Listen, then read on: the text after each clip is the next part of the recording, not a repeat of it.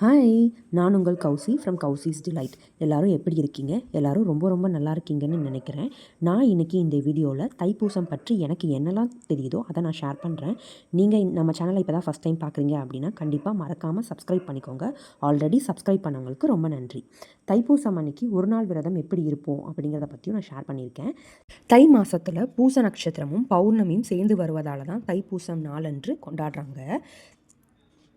தைப்பூசம் எதுக்காக கொண்டாடுறாங்கன்னு பார்த்தலாமா? நம்ம எல்லாருக்கும் முருகருடைய பிறப்புக்கான அர்த்தம் தெரியும். அதாவது தேவர்களை தொல்லை பண்ணவும் அசுரர்களை அழிக்கவும் சிவபெருமானோட நெற்றிக்கண்ணிலிருந்து பிறந்தவர் தான் முருகர். அப்படிப்பட்ட முருகர் அசுரர்களை வதம் பண்ணி தன்னோட மொத்த சக்தியின் உருவமான வேலை தான் பார்வதி தேவி முருகனுக்கு பழனி மலையில் கொடுத்துருக்காங்க. அதனால தான் மற்ற கோயிலை கம்பேர் பண்ணும்போது பழனி மலையில் அவ்வளோ விசேஷமாக கொண்டாடுறாங்க. அந்த நாளுக்காக தான் மாலை போடுவாங்க, விரதம் இருப்பாங்க. 48 நாள் விரதம், 21 நாள் விரதம், 7 நாள் விரதம். அப்படி விரதம் இருக்க முடியாதவங்க நான்வெஜ் சாப்பிடாமல் இருப்பாங்க. இல்லைன்னா தைப்பூசம் அன்னைக்கு மட்டும் ஒரு நாள் விரதம் இருப்பாங்க. 6 மணிக்கு மேலே சாப்பிட்டுக்குவாங்க. இல்லைன்னா மத்தியானம் படையல் போட்டு சாப்பிடுவாங்க. சாமிக்கு படையல் போட்டுட்டு அதுக்கப்புறமே சாப்பிடுவாங்க. காலையில் ஒரு 5 மணிலேருந்து விரதத்தை ஸ்டார்ட் பண்ணிக்கலாம். அப்புறம் வீட்டில் விக்கிரகம் இருந்தால் பால் அபிஷேகம் பண்ணலாம். அப்புறம் முருகரோட பாடல் ஏதாவது பாடலாம்.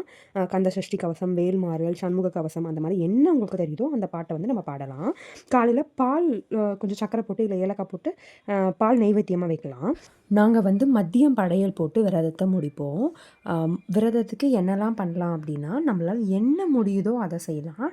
நாங்கள் என்ன பண்ணுவோம் அப்படின்னா 3 பொரியல், சாம்பார், ரசம், வடை, பாயாசம், அப்பளம், சக்கரை பொங்கல் இதெல்லாம் வச்சு சாமிக்கு படைச்சிட்டு சாமி கும்பிட்ருவோம். தைப்பூசத்தன்னைக்கு நம்ம விரதம் இருக்கிறது அவ்வளோ பவர்ஃபுல்லான விரதம் அப்படின்னு சொல்கிறாங்க.